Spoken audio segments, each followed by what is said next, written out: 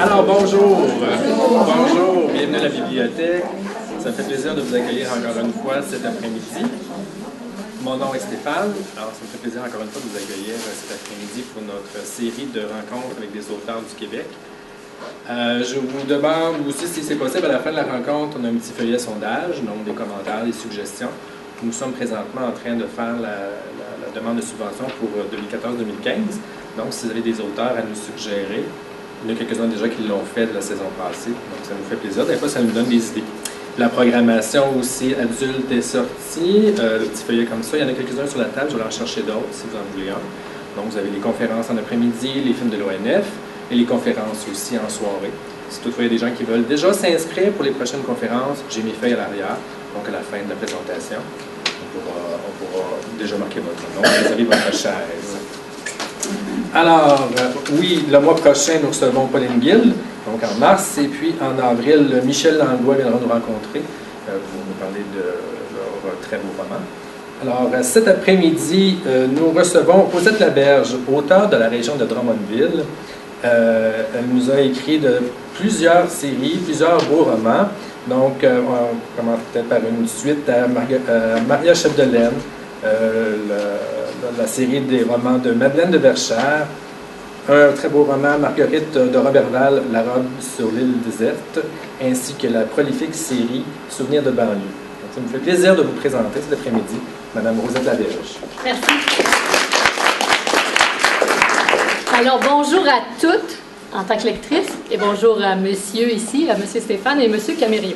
Ça me fait vraiment plaisir d'être ici avec vous aujourd'hui. Avant de commencer ma conférence, je vais vous poser quelques questions. La première, qui a lu au moins un de mes romans ou un de mes livres ici? Levez la main, s'il vous plaît. Parfait. Alors, les autres, c'est pas parce que je vais vous gêner, mais levez la main pour que je sache qui je dois convaincre cet après-midi de me lire. Bon, c'est merveilleux. Alors, j'ai 1h30 pour vous convaincre de me lire, si vous me le direz à la fin, puisque je vais vous reposer la question. D'accord? Dans un premier temps, je tiens à m'excuser pour les quelques fois que je vais passer devant la machine, devant la lumière. Mais ça peut arriver que je l'oublie. J'ai fait avancer la table, mais ça peut arriver que je l'oublie. Alors, je vous ai apporté des signets qui sont ici sur la table à ma droite. Vous pourrez prendre le nombre que vous voulez, si vous en voulez un de chaque, et aucun problème. Sinon, j'en ai d'autres dans ma voiture, ça me fera grandement plaisir. Si vous avez des questions, je vous invite à me les poser à mesure, parce que sinon, si vous les gardez, en fait, si vous êtes comme moi, vous ne m'écouterez plus parce que vous allez penser à votre question. Donc, c'est aussi bien que moi, je sois coupée, puis ça me fait plaisir. De toute façon, je vais rattraper mon fil, puis sinon, ben, ça me permet de vérifier qui écoute. Que je demande des fois quand je me perds, qu'est-ce que je disais donc? Alors voilà. Donc, ça va servir à tout le monde. Ensuite, dernière question avant de vous présenter le contenu de ma conférence. Qui dans la salle veut écrire un livre un jour? Ou il y a déjà au moins pensé? Il n'y a pas de gêne, hein? Je vous encourage, j'encourage ça, là. Non? C'est le plus beau métier du monde, n'oubliez pas, là. Vous allez le regretter. Alors, c'est pas grave, peut-être que j'aurai la chance de vous convaincre.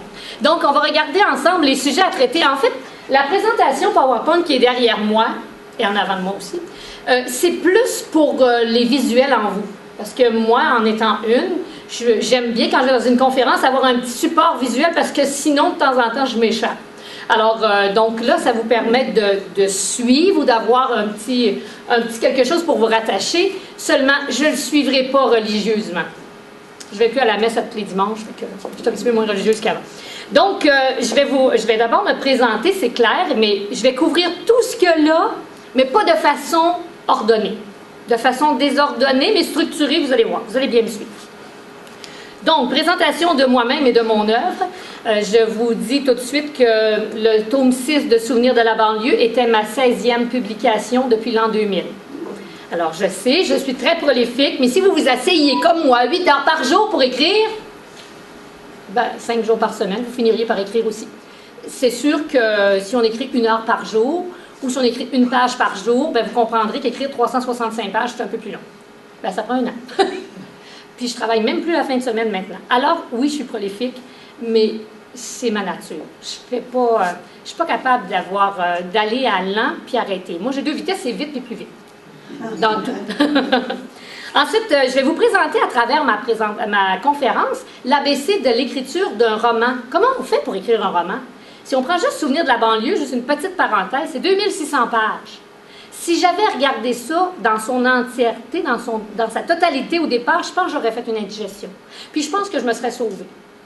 Mais je vais vous expliquer comment je m'y suis prise pour être capable de passer à travers, puis me réveiller au bout du tome 6, puis de dire, j'ai écrit 2600 pages.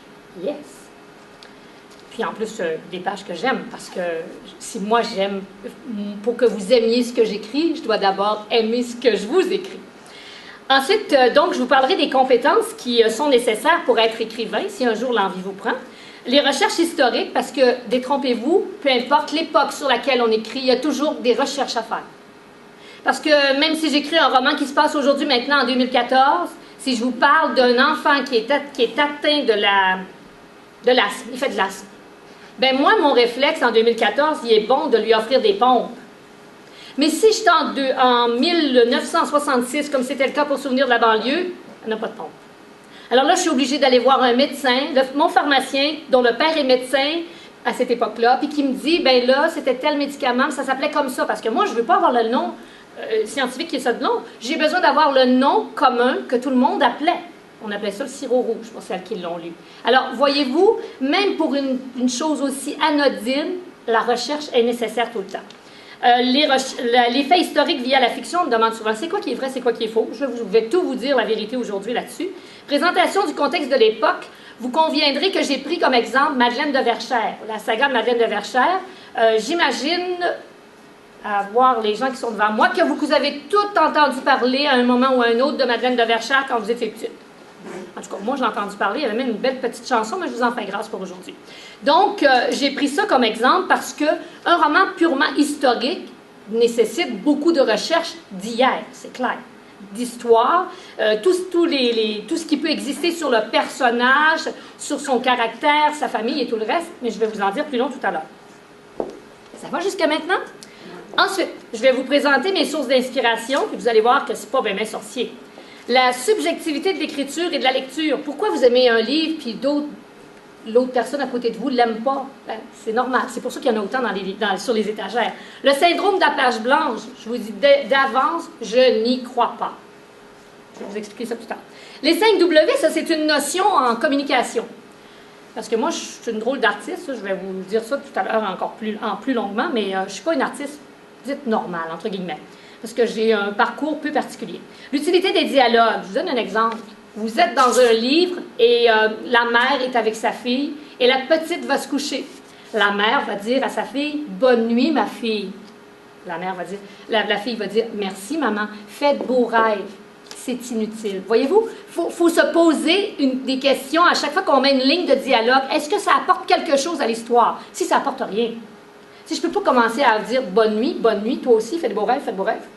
Il faut faire confiance à l'intelligence de nos lecteurs. C'est ma première règle. Ensuite, la variation de la longueur des phrases, le choix du vocabulaire, le punch de début et de fin. Moi, quand j'achète un livre, vous n'avez pas 3 jours pour m'accrocher comme lecteur. Je suis dans une librairie, puis là, je vais faire mon premier exercice devant, pour pas passer devant la lumière. Je m'en vais en librairie, je prends un livre dans mes mains, je commence par regarder la couverture parce que c'est elle qui m'attire en premier. Si je ne suis pas attirée par la couverture, ben, c'est just too bad. Si le livre n'a pas été recommandé par quelqu'un, je le prendrai probablement pas dans ma main.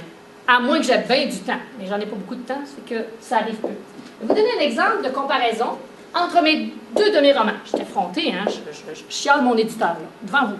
Regardez bien. Ici, tome 1 de Madeleine de Verchères.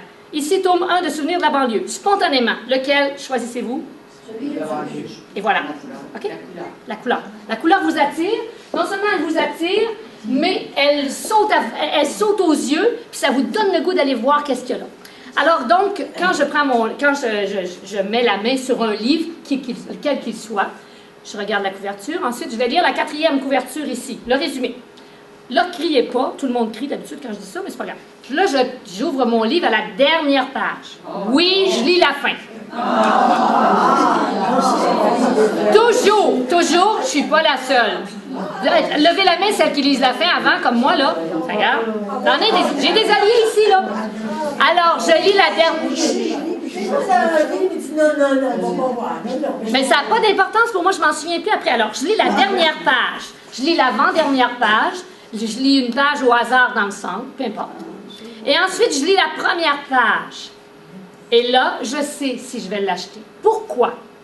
Bien, parce que c'est comme ça que je vois le genre de l'auteur, quel type d'écriture elle a.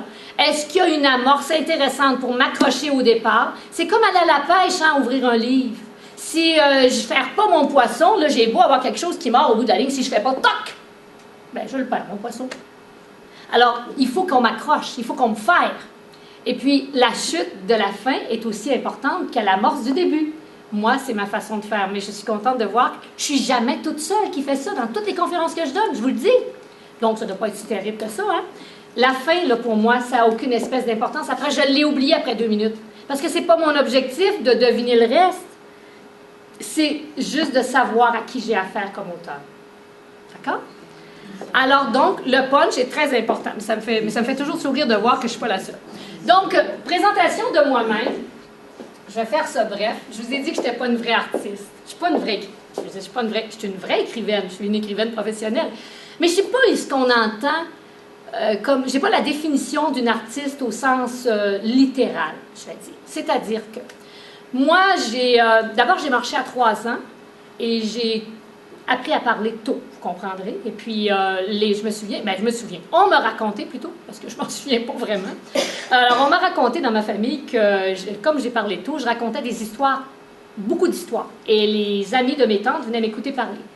Donc, là, jusque-là, ça va bien. Et puis, par la suite, en vieillissant, bien, à chaque fois, moi, que je vois quelque chose, que je suis témoin d'un accident ou que j'arrive sur les lieux de quelque chose qui vient de se produire, bien, mon cerveau, il fait... Là, je suis en train d'inventer toute la suite. Je peux tout vous raconter. Hein. Ça se peut bien que je sois dans le champ. En général, je suis probablement dans le champ. Mais c'est juste pour vous dire que j'ai toujours eu ce plaisir-là de me raconter des histoires. Et moi, j'ai eu la chance d'avoir une grand-mère, ben 2 grand-mères, mais une en l'occurrence qui me lisait à l'époque les histoires de Jules Verne et tout. Alors, mon imaginaire a été beaucoup nourri. Maman, la même chose. Et le français était très important chez nous. Donc, ça, c'est plus jeune. Et j'ai commencé à écrire des poèmes, des nouvelles. J'ai écrit à l'envers, moi. J'ai commencé, à l'envers. Encore là, c'est toujours relatif. J'ai commencé par écrire plus petit au plus grand.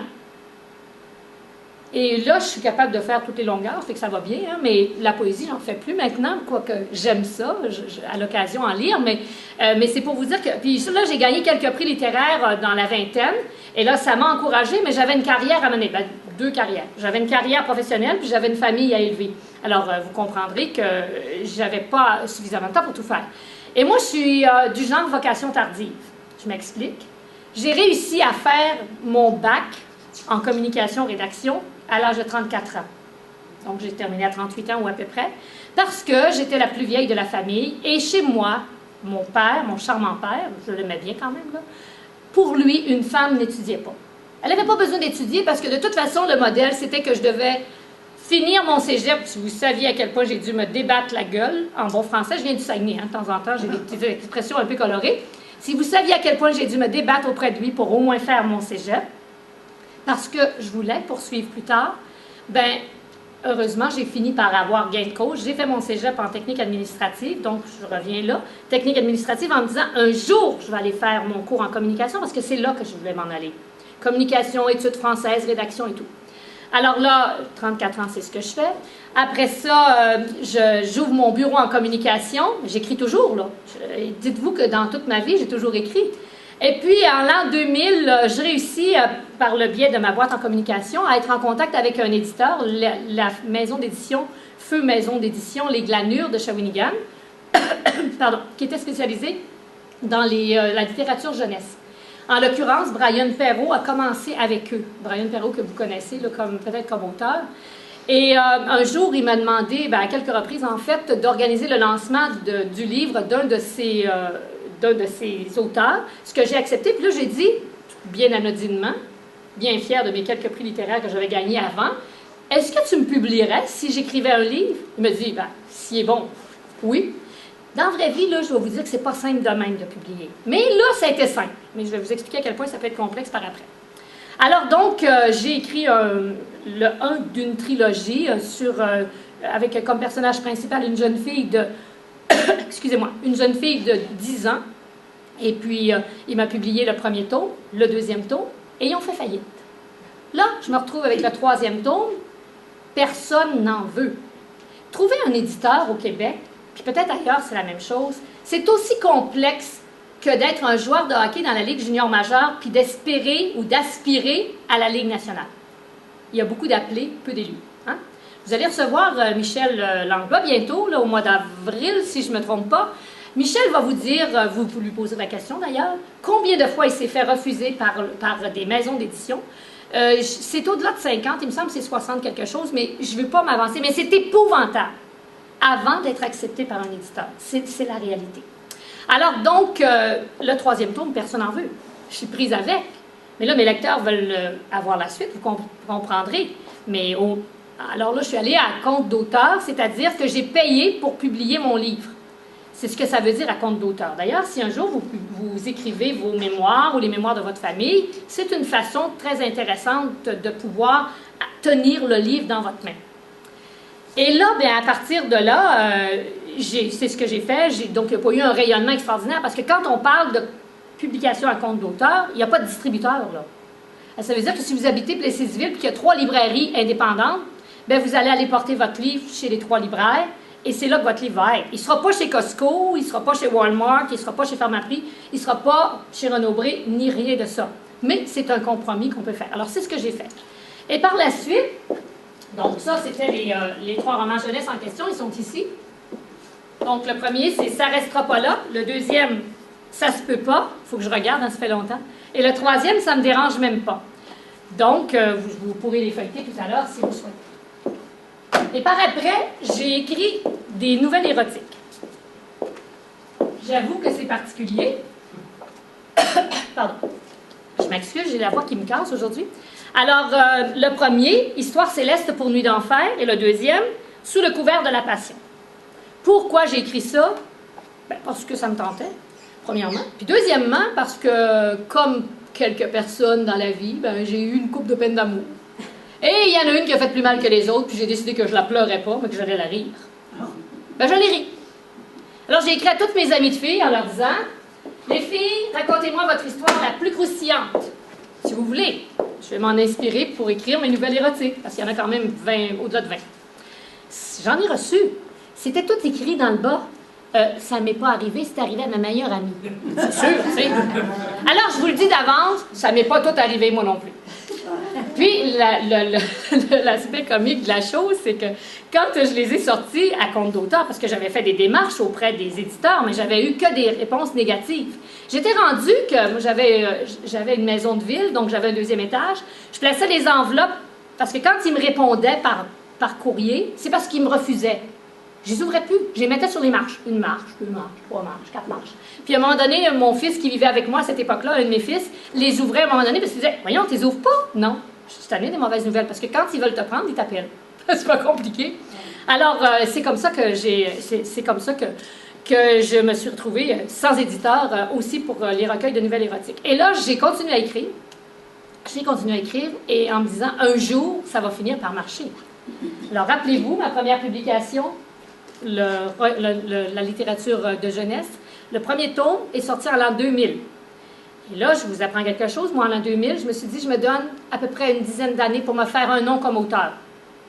D'accord? C'est resté dans ma mémoire.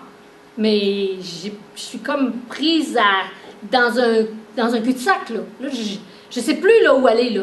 Parce que une maison d'édition, c'est une entreprise. N'oubliez jamais ça. Ce n'est pas ils ne font pas ça pour vous faire plaisir. Si vous êtes un auteur, ils ne vous prennent pas dans leur écurie pour vous faire plaisir. Ils vous prennent parce que vous entrez dans leur ligne éditoriale, parce que le produit est de qualité et parce qu'ils pensent qu'ils vont le vendre. C'est correct. Une fois qu'on a compris ça, ça va très bien. Alors un jour, là je vais finir ma vocation tardive, avant c'est vrai. Alors là j'ai mon bac, j'ai ma boîte en communication, je finis par fermer parce que je trouve que je travaille trop, effectivement, je travaillais jour et nuit.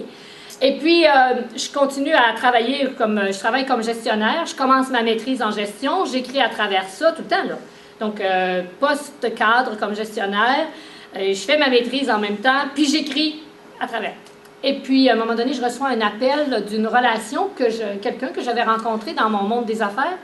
Moi, j'étais dans le secteur textile, qui me dit « Rosette, j'aimerais te rencontrer, j'ai un projet d'écriture à te proposer. » J'ai dit Tu veux que j'écrive sur le textile? Non, non, non, non, non, non, non, genre, je travaille toute la journée là-dedans, j'aime ça, mais tu sais, il y a quand même des limites.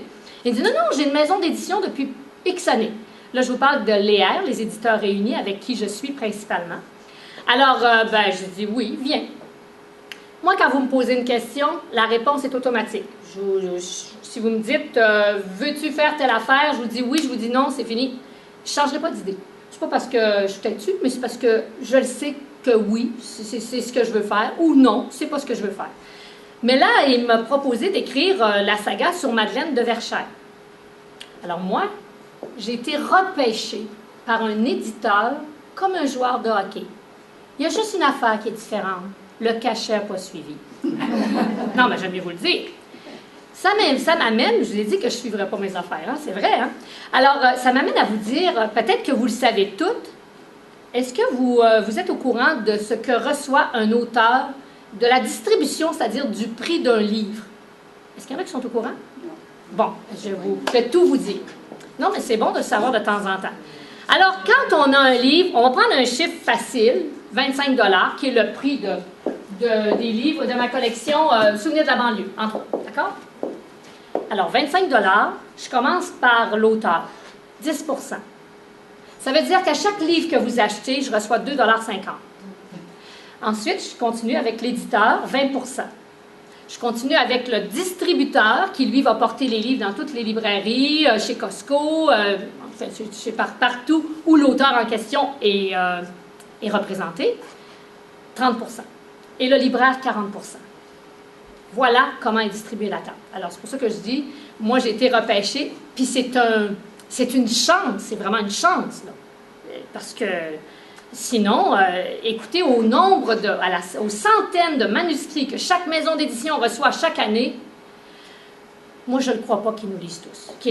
Je peux pas, ça prendrait, je ne sais pas combien de personnes à temps plein juste pour faire ça. Là, à un moment donné, il ne faut pas... Puis ils n'en publient quand même pas 200 par année, là, chacune, là. Chez nous, à la maison d'édition Léaire, je pense que c'est de l'ordre de 25 par année. Alors, comptez que s'il en a reçu 500, ben, ça ne fait pas un pourcentage énorme. Puis là-dessus, il y a ces poulains réguliers. Je veux dire ça comme ça. Il y a ces auteurs réguliers qui publient d'année en année. Moi, je suis avec eux depuis 2007. Il y en a d'autres aussi qui sont là depuis longtemps. Alors, donc, j'ai accepté de travailler, c'est-à-dire, je n'ai pas accepté tout de suite, parce que là, on m'offre d'écrire une saga de 3 tomes sur Madeleine de Verchères. Moi, je suis intéressée par l'histoire, puis j'adore lire les romans historiques. Sauf que je n'étais pas sûre là, que je voulais faire des recherches historiques pendant des semaines, parce que des mois, pas des semaines, ça a été des mois au départ. Alors, pour une fois, j'ai réfléchi avant de dire oui. J'ai dit, donne-moi 2 jours. Et là, je suis revenue à la maison et mon fils, toujours le même fils, là, quand même, m'a offert de me donner un coup de main parce que lui, c'est quelqu'un qui est très intéressé par l'histoire puis qui écoute uniquement ça, à la télé ou sur Internet, va chercher toutes sortes de choses sur les guerres ou peu importe.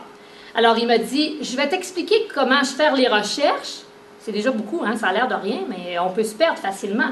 Et puis, à partir de là, bien, je t'aiderai au début, mais tu vas t'en sortir très, très bien. Parce que ne serait-ce que pour faire fonctionner un mousquet que j'ai utilisé dans Madeleine de Verchères, il faut quand même avoir une base. Moi, je ne sais pas comment ça fonctionne un mousquet, j'ai zéro connaissance là-dedans. Alors, j'ai fini par accepter avec plaisir et je ne vous dis pas à quel point je suis tombée en amour avec les romans à caractère historique, parce qu'il ne faut pas dire historique. Les historiens n'aiment pas tellement quand on dit les choses comme ça. Et c'est vrai, en plus, parce qu'il y a de la romance beaucoup quand on dit roman à caractère historique, tous les faits historiques sont là, sont vrais, sont véridiques, mais sauf que nous autres, on fait la dentelle entre les liens, hein? Entre les événements, entre les faits, mais tout n'est pas dit dans les livres. Alors donc, j'ai accepté de sauter dans cette grande aventure-là. J'ai fait 2 ans de recherche intensive. 2 ans, c'est pas vrai du tout, je dépasse. 2 mois. 2 mois de recherche avant de me lancer. Et j'en fais toujours pendant que j'écris même de ça, parce que j'ai toujours 3 écrans sur mon ordinateur qui sont ouverts. J'ai mon écran de texte où j'écris mon roman. J'ai mon écran pour mon résumé de chapitre, parce que vous comprendrez que si j'écris, dans le cas de Madeleine de Verchères, pratiquement 1500 pages, il faut que je sois capable de me souvenir de ce que j'ai écrit à la première page pas en détail, mais au moins en grande ligne, parce que sinon, je peux pas être obligée, je peux pas toujours relire, je finirai pas. Puis j'ai des tableaux, puis là, si vous veniez chez moi présentement dans mon bureau, vous verriez que j'ai une multitude de post-it sur un mur. C'est toute la liste de mes personnages pour ma nouvelle saga dont je vais vous parler tout à l'heure.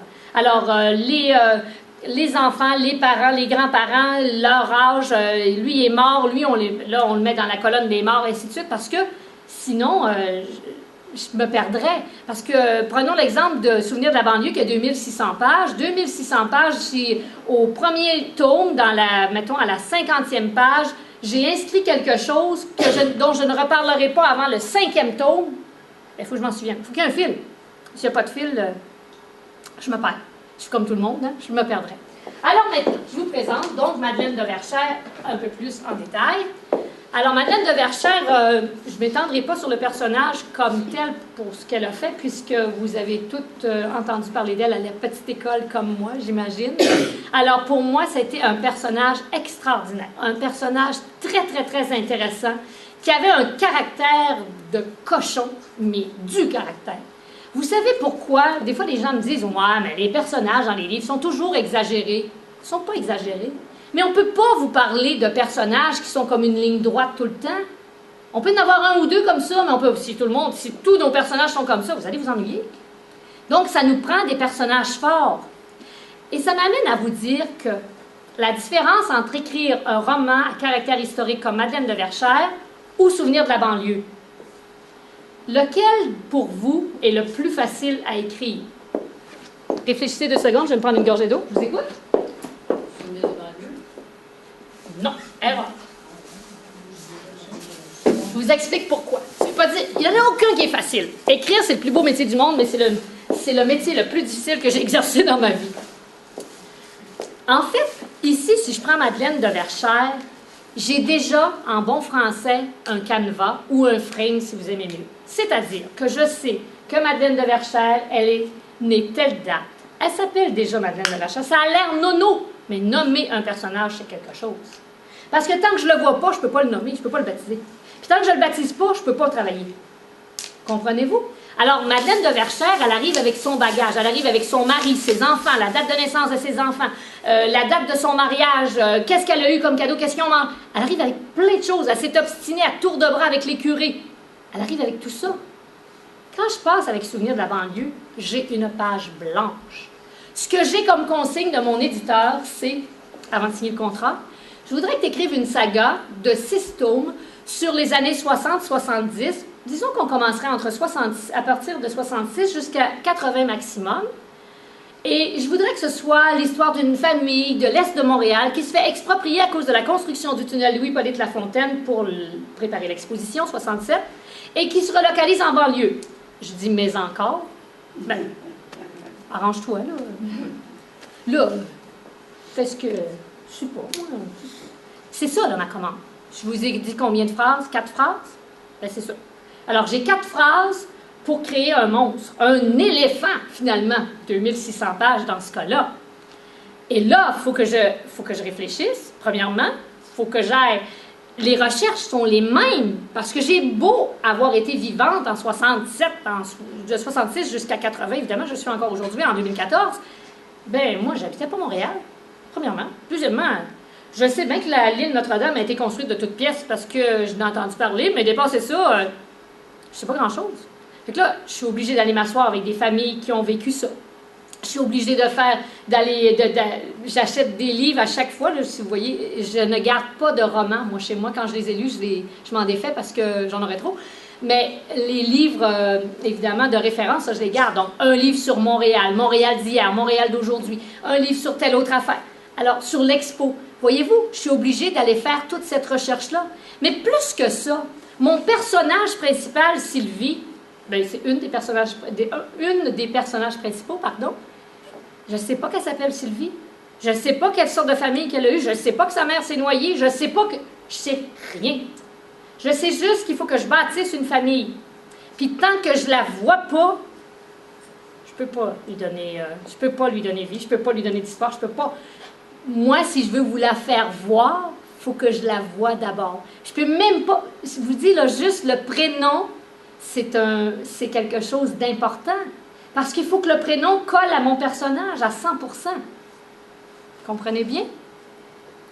Pour continuer, puis là, je vais revenir à mes livres après, pour continuer sur le fil où je vous disais que je n'étais pas une artiste normale tout à fait. Alors, j'ai passé une grande partie de ma vie comme gestionnaire en gestion. Et en janvier 2010, j'ai quitté mon poste de gestionnaire pour me consacrer à l'écriture à temps plein. Vous auriez dû me voir quand j'ai signé avec mon éditeur en 2007, là, je fais un petit retour derrière, où je lui demande la question suivante. Un best-seller au Québec, c'est combien de ventes? Il me dit, c'est entre 2500 et 3000. Je le regarde, je vais crever de faim. Ben, c'est sûr, tu sais, je gagne bien ma vie, là, moi, comme gestionnaire, très bien même. Il me dit, ben oui, mais c'est ça, là. J'ai dit, non, ça marche pas. Je signe pas. C'est dur de trouver un éditeur, là, je vous l'ai dit, hein. Mais il me dit, oui, mais c'est parce que c'est vraiment ça, la réalité, là. Non. J'ai dit, moi, là, dans ma vie, j'ai toujours regardé les gens qui réussissaient pour pouvoir m'élever. Regarde pas ceux qui réussissent pas. Oui, mais c'est bon, 2500. Non, c'est pas bon. 2500 fois 2 piastres et demi, calculer qu'est-ce que ça fait. On fait 3000, ça va être moins compliqué. Ça fait même pas 10 000. Est-ce qu'on peut vivre avec ça? Ça, c'est si on sort un livre par année. Mais là, je suis une illustre inconnue, n'oubliez pas, là, pour lui, parce que je recommence à la case départ. Mes romans jeunesse, là, sont comme oubliés. Parce qu'ils sont même plus dans les librairies, parce qu'un livre, aujourd'hui, ne dure pas longtemps. Alors là, je lui dis, écoute, Daniel, moi, j'aimerais ça, hein, ça me tente beaucoup, là, parce que là, j'avais décidé d'embarquer. Mais il faut que, moi, là, j'ai dit, mon objectif, c'est de me hisser en haut. Avec les gens, avec les auteurs qui réussissent, avec les auteurs qui sont lus en quantité. Je dis, ouais, mais non. Ça, là, il n'y en a presque pas, là. Il y en a, si ma mémoire est bonne, c'est de l'ordre d'à peu près 15% qui vivent de leur plume décemment. Ben, j'ai dit, pourquoi qu'on n'en ferait pas partie? C'est quoi qui m'en empêche? Je suis tête de pioche, hein. Je suis vraiment tête de pioche. Je suis vraiment entêtée. Je suis quelqu'un d'archi impatient dans le quotidien. Mais quand j'ai un objectif professionnel, je ne lâcherai pas. Tant que je ne l'ai pas, je suis comme un pitbull. Fait que là, mais il fallait que je le convainque avant d'embarquer. Parce que si lui ne me suivait pas, il me nuisait. On serait nuits mutuellement. J'ai dit, écoute, à 2500 copies, combien de livres va-t-il falloir que j'écrive dans une année pour être capable d'arriver à survivre? J'ai dit, moi, je suis trop vieille pour le sous-sol d'un bungalow, là. Non. J'ai dit, moi, à l'âge que je suis rendue, je veux voyager quand je veux. Je veux continuer à avoir la même vie que j'ai là. Je suis prête à faire des sacrifices, dans le sens des premières années, parce qu'on s'entend qu'il faut bâtir quelque chose. C'est ce que j'ai fait d'ailleurs. Alors, en 2010, je me suis offert le luxe de quitter mon poste de gestionnaire et de sauter à pieds joints dans l'écriture à temps plein. Presque plein, les 2 premières années, je dois dire, parce que j'ai fait ce que je sais faire, ce que je sais bien faire. Donc, j'ai repris l'enseignement au cégep à temps partiel. J'ai fait du coaching en entreprise. J'ai donné des cours en privé, en rédaction. J'ai fait tout ce que j'aimais, ce que je réussissais, mais en me gardant la plus grande portion de temps pour l'écriture, en me disant, c'est là que je m'en vais, c'est là que j'investis. Bien, ça a marché. Ça a marché, ça va aller toujours en grandissant parce que c'est comme ça que je vois les choses. Alors donc, tout le monde de ma famille, vous comprendrez que quand j'ai dit que je laissais mon poste de gestionnaire, j'étais malade, c'est sûr, j'étais rendue folle. Mais je leur ai dit, de toute façon, pour écrire, il ne faut pas être fou, mais ça aide. Fait que c'était déjà parti. Non, mais c'est vrai, parce que vous savez qu'on ne vit pas toute seule hein, quand on vit avec des personnages. Quand on invente des personnages, là, si pour vous, là, parce que je reçois beaucoup de courriels de mes lectrices ou lecteurs qui me disent « On va-tu avoir des nouvelles de telle personne? » Ça, c'est un beau compliment que vous me faites parce que ça veut dire que j'ai réussi à vous faire vivre mon histoire et non à vous la faire lire. Parce que d'ailleurs, je pense que si vous êtes toutes des lectrices averties, quand on lit un roman puis qu'on fait uniquement défiler des mots, ben, c'est moins intéressant. Alors que quand on s'approprie les personnages, l'histoire, puis qu'on a envie de savoir plus, puis qu'on est ému, ben, je pense que ça fait toute la différence. Alors donc, maintenant, j'écris à temps plus que plein. Cette année, je publierai 5 livres dans mon année. Alors, oui, mais c'est faisable. Comme j'ai dit à quelqu'un tout à l'heure, avant de fermer mon ordinateur pour l'apporter ici, j'ai pris un courriel de quelqu'un de la Société de développement de Drummondville qui m'a dit « Wow! Tu sors 2 livres prochainement. » Je vais vous en parler tout à l'heure. Et quelle discipline de faire, quelle structure? J'ai répondu « Oui, Discipline de faire, oui. Mais plaisir à chaque seconde de création. Parce que c'est comme ça, c'est viscéral. Je sais aujourd'hui que c'est ce que, ben je le sais depuis 2010, puisque j'ai fait le saut, que c'est ce que je vais faire le reste de mes jours. Parce que moi, je ne crois pas à la retraite. De toute façon, je n'aime pas les chaises berçantes. Non, je caricature, là, mais je veux dire, je ne crois pas à la retraite inactive. C'est ce que je veux dire. Moi, je crois que c'est bon, c'est nécessaire d'avoir des projets dans la vie, puis j'en ai des tonnes de projets. Et ça, c'est sûr que je ne lâcherai pas ça jamais. Alors, écrire, vous savez, quand on stimule notre cerveau, on peut écrire jusqu'à la mort, jusqu'à ce que mort s'en suive, comme on dit. D'habitude, je dis jusqu'à ce que livre s'en suive, mais là, ça va être jusqu'à la mort. Alors voilà. Donc, pour Madeleine de Verchères, il y a eu 3 tomes au total. Au départ, il était supposé d'en avoir uniquement 2. Ce sont les lecteurs qui ont insisté pour qu'il y en ait un 3e parce que les gens voulaient avoir quelque chose sur les enfants, sur les héritiers de Verchères. Les héritiers de Verchères, contrairement aux tomes 1 et 2 de Madeleine de Verchères, sont purement fictifs, outre leur nom et leur âge. C'est-à-dire qu'ils sont écrits dans l'esprit de Madeleine de Verchères parce que j'en étais imprégnée, c'est clair. Mais ce sont des personnages, c'est-à-dire que ce sont des vies inventées pour eux. D'accord? Je vais vous le montrer. Je ne peux pas vous montrer le 3e tome. Je l'ai pris par erreur 2 tomes 3. Alors, donc, c'est les héritiers de Verchères. Vous vous souviendrez, pour celles qui l'ont lu, ou ceux qui l'ont lu, puisque j'ai 2 personnes ici, que le 2e tome, qui s'appelle « Sur le chemin de la justice », est dans les tons de blanc et vert. Okay? Vous remarquerez aussi, pour les pochettes de livres, qu'il n'y en a plus aucune des miennes qui sont de face. Ça m'amène à vous expliquer pourquoi. Vous observerez tous les livres qui ont une pochette avec un visage face à vous comme celui-ci. Autre conséquence, si vous n'aimez pas la face du personnage, vous ne l'achèterez pas. Non, mais c'est sérieux. Tandis qu'ici, vous êtes de dos, ils sont de dos. Vous voyez des profils. Un profil, je peux m'imaginer ce que je veux.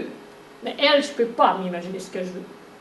Je la critique pas, là. Je vous montre la différence de deux, parce qu'à un moment donné, j'ai dit à mon éditeur, pourrais-tu avoir des pochettes un peu plus, wow, happy, là, tu sais, de bonne humeur, quelque chose?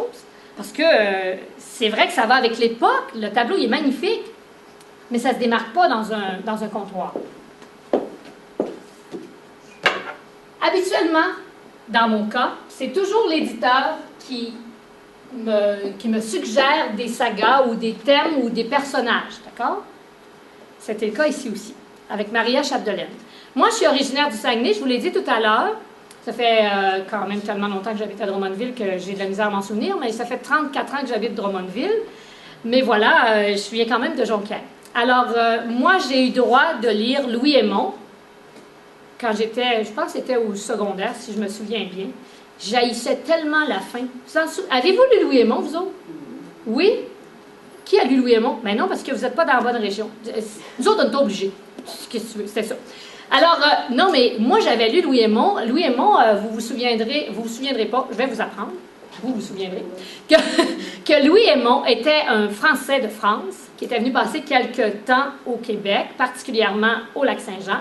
Et c'était le premier à écrire quelque chose sur les Canadiens français. On est au début du 20e siècle, d'accord? Et il y a Maria Chapdelaine, quoique beaucoup de gens pensent, n'est pas un personnage réel. C'est un personnage purement fictif. Ce qui a fait qu'on a confondu que Maria Chapdelaine était réelle plutôt que fictive, c'est qu'on en a fait un film, on en a fait tout un tabac. On est, pardon? Il y avait une chanson. Aussi, absolument. Alors, on en était fiers parce que c'était la première fois qu'on parlait de nous. Moi, je ne sais pas que c'était mal écrit, c'était très bien écrit. J'ai rien à dire là-dessus. Mais je trouvais donc que ça finissait mal. Parce que, madame se souviendra que ça finit, que la pauvre Maria Chapdelaine est supposée de marier, a fini par accepter de marier Eutrope. Plus ennuyeux que ça, tu meurs. Non, quand même, c'est vrai, madame. Hein? Il était-tu plate, ce gars-là? En tout cas, là, fait que moi, quand j'ai lu ce livre-là, à l'âge de 18 ans, madame, je vous vois pas, mais ça me fatigue. Voulez-vous juste vous tasser un petit peu vers la droite? Je m'excuse, monsieur Camério, là, mais c'est parce qu'il y en a une que je vois pas. Bon, je suis visuelle, hein? Parfait. Vous voyez juste vos bottes. Il était belle, là, mais... Oui? Est-ce que vous dites que c'est un livre historique, ça? Oui, à caractère historique quand même. On va dire à caractère historique. Alors, pour ma Maria Chapdelaine, Alors, moi, quand je l'ai lu puis que j'ai vu la fin, je me souviens encore, là, j'ai dit, un jour, j'aimerais ça écrire la suite. Vous voyez, il ne faut pas vous dire n'importe quoi. Hein? Fait que, quand mon éditeur m'a offert d'écrire Maria Chapdelaine, j'ai dit, ça m'intéresse, oui. Ça fait combien d'années, là? En tout cas, ça fait 30 ans, mettons, c'est un peu plus que ça. Là. Ça fait presque 40 ans que j'attends d'écrire la suite. Yes, sir! Alors, c'est ce que j'ai fait. Quand je vous disais tout à l'heure, je vous ai posé la question, qu'est-ce qui est plus facile d'écrire un roman à caractère historique avec des personnages qui ont déjà existé, qui ont déjà une histoire, ou Souvenirs de la banlieue? Vous m'avez répondu Souvenirs, je vous ai dit non, c'est l'autre. Ici, là, j'ai une double contrainte. Le personnage n'a jamais existé, mais il est considéré comme un personnage historique. Et il a été écrit par un Français qui a donné sa vision étroite de même, des Canadiens français de l'époque, les colons qu'on appelait les faiseurs de terre, parce qu'eux, ils prenaient une forêt de boue, ils achetaient la terre pour faire de la terre. C'était une vie épouvantable. Mon grand-père faisait partie de ces faiseurs de terre-là. Là, lui, là, c'était pas gris, c'était noir, le livre. Hein? C'était noir d'un couvert à l'autre. C'était des... Je vais peut-être exagérer un peu, mais pour lui, les faiseurs de terre, les colons, étaient des colons. On va dire ça de même. C'est dans le sens que l'intelligence n'avait pas tant que ça. C'est pas ça qu'on faisait valoir. Il y avait des bras, de la force, c'est ça qu'on leur demandait. Le reste, je ne me trompe pas, madame? C'est la misère. C'était la misère noire. Moi, là, j'en veux pas. Si je prends la suite, d'abord, posez-moi pas la question, mais vous n'avez pas lu le livre. Est-ce qu'elle a marié Eutrope? C'est sûr que non. Si elle l'avait marié, il n'y aurait pas eu de livre. C'est pas compliqué, là, c'était simple. On mettait, elle a marié Eutrope, telle date. Alors, mais imaginez-vous la difficulté, en tant qu'auteur, de partir avec des personnages qui sont tous dressés sur une ligne droite. Il n'y a pas de jeu, là. Ils sont sur des lignes droites. Ils sont dans un roman sombre. Puis je ne peux pas passer du gris au rose en claquant des doigts. Mais il faut que je sorte de là, parce que si je ne sors pas de là, il n'y a pas d'histoire. C'était un défi extraordinaire. Je vous invite à le lire, puis vous n'êtes pas obligé d'avoir lu Maria Chapdelaine de Louis Hémond. Mais ça va vous relater les débuts de ces années-là, les débuts du 20e siècle. Et ces gens-là, les faiseurs de terre, s'ils n'avaient pas été là, bien, on ne serait pas tous assis, vous ne seriez pas assis là, personne, et nous non plus. Il n'y aurait pas de Québec de toute façon. C'était vraiment des gens d'exception. Et moi, j'ai aimé le défendre parce que j'ai montré autre chose. J'ai montré le cœur de ces gens-là. C'est ce que j'ai essayé de faire, parce qu'ils avaient du cœur. Ça prenait pas juste des bras, ça prenait du cœur. Je fais juste vous en parler, ça me donne la chair de poule. Écoutez, quand je relis mes romans, je pleure, ça vous donne une idée. Est-ce que le musée existe encore? Je crois que oui. Je crois que oui. Vous l'avez visité déjà Ouais. pas longtemps. Oui. Et par la suite, je vous ai dit qu'en général, c'était mon éditeur qui me donnait les thèmes. C'était une exception ici. La noble sur l'île déserte. Ça, là, si vous voulez un beau roman de filles, là, il y en a juste un, puis il n'y en aura pas d'autre. Maria Chapdelaine, il y en a juste un. Et lui, il y en a juste un également. Alors, La noble sur l'île déserte, j'ai un ami qui est psychologue à Drummondville, mais qui fait de la pratique une fois par mois. Je crois que c'est une semaine par mois qui s'en va à Mingan, les îles Mingan, sur la Côte-Nord. Et qui, à un moment donné, a mis la main sur la revue littéraire de la Côte-Nord, qui est très, très bien d'ailleurs. Et il y avait un article sur Marguerite de Roberval. Marguerite de Roberval, c'est un personnage historique qui a vraiment existé. On est au 16e siècle, pardon. Elle a fait partie, elle était du 3e voyage, la 3e expédition qui partait de France et qui venait au Québec pour apprendre le français aux Indiens. Non, mais c'était ça. Puis trouver de l'or, parce qu'à l'époque, on pensait qu'on trouverait de l'or sur les arbres. Tu sais, à la place des feuilles, là, c'était de l'or. Ben, moi, je ne l'ai pas trouvé encore. Vous autres, en avez trouvé? Alors, donc, non, mais c'était leur croyance, hein? Alors, comme son oncle, qui était le sieur de Roberval, de là son nom de famille, et lui était un ami intime du roi de l'époque, alors le roi de l'époque avait dit à Jacques Cartier, oui, tu peux y aller une deuxième fois, parce que le roi payait partiellement une grosse partie des coûts. Ça coûtait cher, hein? Écoutez, il partait avec 3 navires, 200 personnes à bord de 3 navires qui étaient à peu près de la grosseur d'un bungalow chacun. C'est pas grand un bungalow, hein? Il fallait qu'il y ait de la bouffe, il fallait qu'il y ait tout ce qu'il fallait là-dessus. Ils n'étaient pas habillés, c'était des conditions de misère noire. Notre noble, Marguerite de Roberval, vient juste de tomber orpheline de père, pardon. Elle était déjà orpheline de mère depuis l'âge de 8 ans. Elle est très, très riche. C'est la seule parente de M. de Roberval. Il a tout fait pour pouvoir avoir accédé à la 3e expédition parce que, en remplacement de Cartier, parce qu'au moment où Cartier allait partir, le roi a tiré le tapis de sous ses pieds et a dit « C'est plus toi que je commandite, dans le fond, c'est un peu ça. Je vais commanditer mon ami de Roberval. » Alors, de Roberval a vendu ses terres, a vendu tout ce qu'il pouvait vendre, il a pillé des navires, il a tout fait. Parce que c'est un chien sale, vraiment. Et il s'est dit, bon, mais maintenant, si je trouve rien comme Cartier à son premier retour, parce que Cartier, vous savez bien qu'il n'a rien trouvé, puis d'ailleurs, au retour de la 2e expédition qu'il a fait quand même, il était ruiné. Bon, alors, il se dit, je vais convaincre ma belle Marguerite de venir avec moi. Parce que si je la laisse toute seule ici, puis qu'elle se marie pendant que je vais être partie, parce qu'il ne partait pas 2 semaines, hein, on se comprenait, ça prenait 2 mois pour s'en venir, 2 mois pour revenir, plus l'hiver à travers ça, quand il revenait. Alors, il se dit, je vais l'amener avec moi, je vais la convaincre de lui ouvrir une école pour éduquer les Iroquois, puis tout ça. Puis moi, bien, j'aurai ma police d'assurance. Mais, la chère Marguerite a eu la malchance, pour petite, de tomber en amour sur le navire. Il y a tout sur un navire, hein? Un curé, tout. Là, il s'en est débarrassé allègrement. Je vous donne juste les faits, je ne vous raconte pas l'histoire, ne vous inquiétez point. Il l'a carrément abandonné sur une île déserte de la Basse-Côte-Nord à la hauteur de Harrington Harbour, où a été tourné le film La Grande Séduction. D'ailleurs, Harrington Harbour, se défend bien de dire que c'est chez elle qu'elle a resté, qu'elle a été abandonnée. Mais il n'y a pas de fait historique qui démontre précisément quelle île. Bon, enfin, peu importe. Alors, c'est une belle histoire que je vous invite à lire. Et puis, évidemment, si vous ne m'avez jamais lu, ben c'est moins tannant de prendre un livre qui a un début et une fin que de prendre le 1 de 6 en disant, ouais, je ne sais pas la fin, par exemple, mais c'est pas assez long, 6 livres, hein, quand tu n'aimes pas l'auteur. Mais là, ça finit vite, au moins. Alors, donc, dans ce cas-ci, j'ai convaincu mon éditeur d'écrire ce roman-là. Et d'ailleurs, la page couverture a fait le pont Champlain, un immense panneau sur le pont Champlain pendant 1 mois à sa sortie. C'est assez intéressant pour un auteur. Je ne vous cacherai pas que j'ai fait l'aller-retour Montréal. Je n'avais pas de rendez-vous d'affaires à cette période-là dans le coin. Et j'ai fait l'aller-retour juste pour passer en dessous. Et là, j'étais comme Charles Aznavour, je chantais « Je me vois déjà en haut de l'affiche ». Ah oui, tu sais. Non, tu sais, ça fait quelque chose. C'est bon pour l'ego, hein. Ça a été vraiment très intéressant. Puis ça a été super plaisant à écrire. Difficulté supplémentaire. Pendant les 150 dernières pages, elle est seule sur l'île. Pas de chien, pas de chat, pas d'amis. Il faut que... Ça demande beaucoup pardon?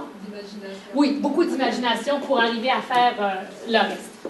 Alors, la saga Souvenir de la banlieue, moi j'adore les pages couvertures, vraiment, de cette série-là. Autant Marguerite de Roberval aussi, parce que je trouve ça dynamisant, vivant, ça nous rappelle bien cette époque-là. Donc ici, on est dans les années, comme je vous ai dit tout à l'heure, 1966 à 1900, je crois que je termine en 76, oui, avec les Olympiques. J'ai l'air de ne pas me souvenir de ce que j'ai écrit, mais non, je m'en souviens pas. C'est parce que moi, là, le tome 6 est sorti en novembre, mais je suis déjà dans le tome 3 de ma prochaine série en train d'écrire. Fait que c'est sûr que si vous me demandez un détail, vous allez me piéger, c'est clair. Je vous le dis d'avance, je vais manquer mon coup. C'est sûr. Puis si vous me dites, me parler d'un personnage secondaire, ça se peut que je dise, mais c'est qui, lui? C'est pas parce que je veux pas, mais c'est parce que je suis ailleurs. Moi, je suis rendue des années 80. Fait que c'est sûr que 66, c'est un petit peu loin de moi. Alors, je vous ai dit tout à l'heure qu'il y avait eu beaucoup de travail, de recherche à faire pour cette saga-là.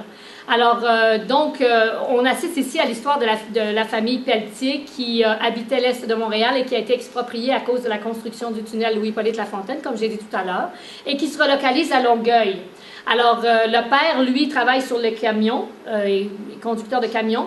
Il a participé, entre autres, à la fabrication de l'île Notre-Dame, qui a été fabriquée de toutes pièces, comme vous vous souvenez peut-être, vous souveniez peut-être pas, parce que c'est pas quelque chose qu'on dit à tous les jours, mais c'était le cas. Alors, on suit cette famille-là avec tous les enfants. Ils en ont 7 de mémoire, 6 garçons, une seule fille et des jumeaux à travers ça. Alors, on avait une fille qui était adoptée particulièrement. À cette époque-là, vous vous souviendrez peut-être que les filles des régions qui tombaient malencontreusement enceintes allaient se débarrasser du paquet à Montréal. Et là, nos enfants, pas les miens, moi je ne l'ai pas laissé, mais les enfants étaient adoptés souvent par les Montréalais ou alors des Français. Les Français étaient très preneurs, particulièrement les nobles, de petits blonds aux yeux bleus. Et d'ailleurs, j'ai une amie, moi, qui en a donné 2 en adoption, et puis il y en a un des 2 qui a été adopté par des des nobles, finalement. Je n'envie pas sa vie, par exemple, parce que être noble aujourd'hui, c'est encore pire, je pense, qu'avant. Mariage obligé, c'est encore comme ça. Mais enfin, c'est pour vous expliquer qu'il y avait beaucoup d'enfants qui étaient adoptés par les Montréalais. Dans le fond, quand on avait 6, en avoir un 7e, pour eux, c'est pas que c'était pas plus exigeant, mais le jeune ou la jeune se fondait dans la famille, puis ça allait quand même assez rondement. Ça m'amène à vous parler de la rédaction d'un livre, grosso modo. Moi, ce que mon éditeur, après m'avoir donné 3-4 lignes pour écrire 2600 pages, attend de moi, c'est un plan d'action général. Plan d'action général ou précis que je ne peux pas lui fournir tant que je n'ai pas créé ma ribambelle de personnages. Parce que si je vous dis combien ça me prend de temps à écrire un roman, pour écrire, là, vous allez dire, ouais, c'est pas si long que ça, finalement. Mais si je vous ajoute toute la recherche dont je vous ai parlé, toute la réflexion, parce que, je vous ai dit, je ne crois pas au syndrome de la page blanche, je m'explique. Moi, je passe grosso modo 6 à 8 heures par jour devant mon ordinateur à écrire. Il y a des jours où j'écris beaucoup, il y a des jours où j'écris peu. Mais ça ne veut pas dire que je n'ai pas travaillé, parce que j'ai réfléchi. D'ailleurs, mon bureau est chez moi. Et l'année passée, j'ai fait une démarche pour me prendre un local à l'extérieur. Puis en y réfléchissant, j'ai dit non. Le meilleur endroit, c'est ici. Parce que quand je réfléchis, je peux faire d'autres choses. Même si je reste devant mon poste, j'avancerai pas plus. Là, je peux aller faire l'épicerie. Je peux partir marcher. Mais là, j'ai besoin d'une période juste pour décanter. Puis tout à coup, je suis en train de faire l'épicerie des fois, puis j'ai l'air d'une vraie folle, je l'ai dit. Là, je fais « Yes, sir! » Là, je le sais. Je viens de trouver. Je viens de trouver mon action. Je vais prendre l'exemple dans Madeleine de Verchères. Madeleine de Verchères, à un moment donné, samedi, pendant que j'écris, je vous l'ai dit, il ne faut pas être fou, mais ça aide. Pendant que j'écris, samedi, elle perd son bijou. Là, je me parle toute seule, des fois, là, ça arrive. J'essaie d'éviter ça, mais ça arrive. Là, je dis, ouais, mais qui lui a pris? Je ne sais pas. Alors, peut-être à la page 150, j'écris qu'elle a perdu son bijou. Là, ça va au tome 2 à la fin pour que je dise, mais oui, c'est elle qui a volé. Voyez-vous? Fait que ça prend de la réflexion. Il y a des choses qui se font de façon spontanée, de façon pas réfléchie, intuitive, je dirais. Puis, oups, ça s'inscrit là-dedans. Mais après ça, il faut que je vive avec. Hein? Comme je dis toujours, je n'ai pas besoin d'avoir été violée pour parler d'un viol. Et Dieu m'en garde, je ne l'ai pas été. Mais je dois savoir comment on se sent si on l'a été. Donc, ça m'oblige à aller rencontrer des personnes. Bien, ça m'oblige. C'est ce que j'ai fait. Ça m'oblige à m'imprégner de l'émotion qui peut en sortir. Je ne peux pas vous écrire un chapitre très, très joyeux si je suis dans misère noire chez nous intérieurement parce que, je ne sais pas, moi, mon fils vient de m'envoyer promener, peu importe, il s'est passé quelque chose. Non, je ne peux pas. Ou je viens d'avoir une mauvaise nouvelle. Je ne peux pas. Je peux sortir de cet état-là volontairement pour être capable de me remettre dans l'autre émotion, mais si je veux vous le faire vivre, il faut que je la vive. Il y a des chapitres, il n'y en a pas des tonnes, heureusement, là, mais il y a une couple de chapitres que j'ai écrits en pleurant tout le long. Parce que ça venait vraiment me chercher.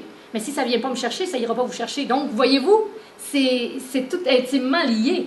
Puis quand je relis mes romans, je le relis dans l'esprit que c'est pas moi qui l'ai écrit. D'ailleurs, je m'en souviens pas que c'est moi qui l'ai écrit. Je veux dire, je me souviens. Je sais que je l'ai écrit, là, si on s'entend. Mais je veux dire, les détails, je m'en souviens pas. Donc, je le relis comme quelqu'un qui lit mon roman pour la première fois. Alors, donc, je dois fournir à mon éditeur... Vous n'avez pas de questions? C'est trop clair? Ça va bien? Bon, ça va bien, la date, là? Oui. C'est bon. Alors, je vais juste me prendre une petite gorgée d'eau, puis je reviens. Alors, donc, le plan d'action général, ça veut dire... Je vais vous avancer en avant, madame. Je vais vous voir comme ça. Merci. À l'instant, moi, j'ai toujours pensé que l'écrivain écrivait des choses qu'il avait le goût de faire. Mais quand vous avez un ordre d'un éditeur, là, c'est plus ça, une commande. Là, pour ma part, chez mon éditeur, c'est ça. Je ne peux pas parler pour les autres. Vous vérifierez avec Michel ou avec quelqu'un d'autre. Mais Pauline Gill, là, je pense, la prochaine. Moi, c'est comme ça que ça se passe.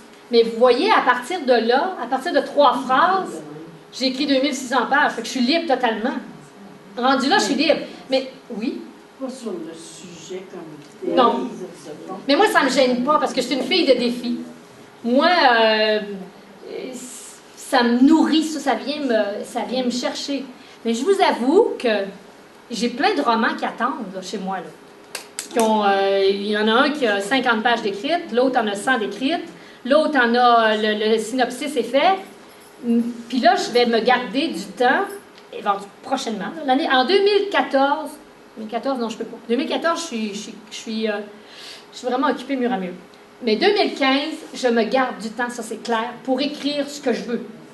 Mais là aussi, j'écris ce que je veux. Mais comprenez-vous, à l'intérieur d'un cadre. Oui, mais c'est vrai, vous avez raison. Mais écrire pour choisir le thème et tout, mais en sachant que ça se peut que mon éditeur ne veuille pas le publier. Voyez-vous, ça c'est l'autre affaire. Ne perdez jamais de vue qu'un auteur écrit pour être lu. Puis celui qui vous dira le contraire, là, croyez-le pas. Non, mais tu sais, sinon, on les laisse dans notre tiroir et on n'en parle pas à personne. Alors, à partir de ce moment-là, on est obligé, entre guillemets, d'écrire sur des thèmes qui sont à la mode ou qui sont... Qui a dit à lui les phrases qu'il t'a dit, là? Qui a dit que ça marcherait? Parce qu'il y a eu des demandes de ça? Ou... Je ne sais pas, c'est une question que je n'ai jamais posée. Écoutez, je ne sais même pas s'il a déjà lu un de mes livres. Non, mes livres que je publie chez lui, oui. Mais avant, je ne sais pas. C'est d'ailleurs une question que, à chaque fois qu'on parle dans ce sens-là, je me dis, il faut que je lui pose la question, pourquoi tu m'as recruté? Je ne sais pas. Mais dans le fond, c'est plus grave que ça. Non, mais lui, il suit le marché, c'est sûr, il regarde tout ce qui se fait chez les autres éditeurs, puis tout ce qui a du succès. Et voilà, comme souvenir de la banlieue, vous comprendrez que ce n'est pas la même chose que, voyons comment ça s'appelait, machin d'un quartier, mémoire d'un quartier. Mais c'est un peu dans le même sens, hein? C'est où Michel David, je me souviens pas de la saga de 7 tomes là, que j'ai lu, là, 6 tomes, là. Vous voyez, ça c'est un genre qui fonctionne bien. Oui, merci, la poussière du temps. Alors, vous voyez, n'oubliez pas une chose, une maison d'édition, c'est une entreprise qui est là pour faire de l'argent. Pour faire de l'argent, pour elle, c'est de vendre des livres. Puis pour vendre des livres, c'est d'avoir un auteur qui va écrire sur les sujets qui se vendent. Aussi. Hein? Parce que c'est pas mal toujours, ça revient toujours au même sujet, mais par contre, c'est actif quand même. Ben moi, j'ai lu juste cette saga-là, je peux pas parler, là, je n'ai pas de référence pour le reste, là. J'ai lu Madame Dessiane-Tremblay un tome aussi, mais c'est tout, parce que je vous ai pas dit ça, mais moi, quand j'écris, je lis pas.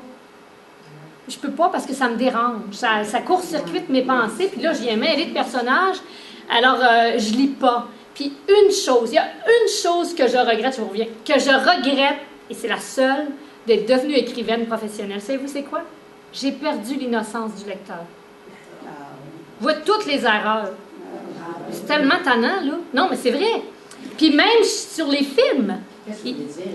Ben, c'est une erreur de... Je vais vous donner un exemple d'un roman que je ne peux même pas vous donner le titre, je ne m'en souviens pas. C'est un roman contemporain que j'ai lu qui se passait à Québec, dans la ville. Moi, j'ai habité 3 ans à Québec. Les distances ne fonctionnaient pas. Il n'y avait pas une distance qui fonctionnait. C'était Da Vinci, le code de Da Vinci, c'est la même chose. Il y a des distances qui ne fonctionnent pas. Quand tu es allé à Paris, tu dis, mais non, ça se peut pas, on ne peut pas faire ça. C'est pas tous les auteurs qui font des recherches comme vous. Ils les font, mais même si on les fait de façon scrupuleuse, on en échappe toujours. Dites-vous ça. On échappe aussi des coquilles, des fautes de français, un N inversé avec un S, ou bon, peu importe. Et il y a des tonnes, il y a des personnes, pas juste une personne qui passe là-dessus, là. Oui, je reviens à votre question. Pardon? Les auteurs qui vont avoir des erreurs comme ça. Il y a des lecteurs aussi. Oui. Ça se peut pas, là. Ben, c'est ça, ça se peut pas, hein. Hier soir, je suis allée voir un film. Je fais la même affaire au cinéma. Avant, moi, parce que vous savez que quand vous ouvrez un livre, c'est comme si vous acceptez de devenir, je vais dire gros, là, mais c'est pas grave. C'est comme si vous tombiez en hypnose. Vous acceptez de vous abandonner dans ce milieu-là. On vit même avec ces personnes. Oui. Ben moi, je suis pas capable comme avant. Je peux plus comme avant. Je le fais, mais à un moment donné, je fais non. Non, ça se peut pas. Fait que là, ça me bloque. OK, là, j'en prends. encore une autre affaire. Hier soir, là, je suis allée au cinéma voir le film, pour ne pas le nommer. Non, je ne le nommerai pas, parce que c'est quand même filmé. Je suis allée voir un film au cinéma. Il y avait tellement d'incongruité, là, ça n'avait même pas de bon sens. Encore là, je m'en venais ici, tout à l'heure, j'avais 1 heure de route à faire, puis je me rappelais des affaires, je disais, mais non, ça se peut. Dans ma tête, je parlais pas tout ça. Là. Ça se peut pas, ça se peut pas, ça se peut pas. C'est un peu, j'ai perdu l'innocence, comme je vous dis. Qu'avant, j'ouvrais une couverture, la couverture d'un livre, puis je le refermais quand j'avais fini. Puis entre les deux, je mangeais à peu près pas, je buvais pas, je bougeais pas, je lisais. Ça, je l'ai perdu un petit peu. Mais c'est pas grave, quand j'ai du temps, j'en retrouve des petits bouts. Ensuite, donc, un plan d'action général que je dois remettre à mon éditeur, un plan d'action partiel, c'est-à-dire si j'ai 6 tomes, ça me prend un plan d'action par tome. Et ensuite, je lui soumets le premier chapitre.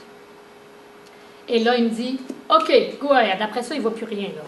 Après ça, moi, je suis libre comme là. Vous aviez une question, madame, je ne vous avais pas oublié. Allez-y. Moi, j'ai dit, je pourrais lui rappeler. Vous disiez que vous ne lisez pas pendant que vous écrivez, ouais. Mais par contre, vous avez 2, 3 livres en... J'y touche pas les autres. Non, non, non, non, non, non, non, non, non, non. Non, non, je me retiens. Je peux pas. Je peux pas parce que... Ben, regardez bien. Dans quelques minutes, je vais vous parler de ma nouvelle saga qui va sortir en librairie le 19 février prochain. Là, je suis en train de finaliser l'écriture du tome 3. Puis là, je suis obligée de rentrer un autre livre qui n'a pas rapport du tout. Je suis en 80, moi, là. Puis là, il faut que je monte en 2014. Et comme j'ai fait avec Les Héritiers de Verchères, je l'ai écrit à travers 2 tomes de souvenirs de la banlieue. Je me souviens plus lesquels, je pense que c'était 2 et 3. C'est très difficile. Parce que là, il faut que je décroche. Premièrement, tout change. Le langage, les expressions, il n'y a plus rien qui marche. Mais je suis obligée de le faire là, fait que je vais le faire. Mais sinon, je n'arriverai pas dans mon calendrier. Dans le fond, le livre que je vais écrire, le prochain, je me suis négociée avec moi-même parce que mon éditeur m'a dit « Tu peux le faire, mais moi, je ne peux pas bouger tes... » Parce que j'ai des échéanciers là, très serrés. Là. Je remets le tome 1 à la fin mars, mettons, je remets le tome 2 à la fin juillet. C'est le même, là. Je signe un contrat, là. Je suis pas... c'est pas... bof, quand ça te tentera, tu me le donneras. Non, non, il y a un calendrier de production, de publication, puis il faut qu'il rentre là, puis après ça, moi, je le reçois. Il revient chez moi après avoir été vu par la réviseur linguistique une première fois. Après ça, il retourne, après ça, il revient. Tu sais, c'est un travail d'équipe. Des fois, les gens me disent, pourquoi tu n'as pas ta maison d'édition, tu fais plus d'argent? Non, non, non. Non, c'est trop d'ouvrage. Non, vraiment. Vous avez fini un tome, puis ils l'ont lu, ils ont changé des choses, ou il est resté avec elle? Bien, ça a l'air que je suis chanceuse, parce que ils changent, moi, je trouve qu'il y en a toujours trop. Mais non, ils ne changent pas de paragraphe, pas de phrase, non, absolument pas. Mais c'est sûr que la réviseure, ben, puis je dis ça bien humblement, vous prendriez mon livre, puis je vous dirais, lisez tel paragraphe, puis améliorez-le. On est tous capables d'améliorer quelque chose. C'est clair, puis c'est correct, parce que moi, le mot que j'ai choisi, vous pouvez en choisir un autre qui va faire absolument la même chose, aussi bien. Donc, ça va être des synonymes.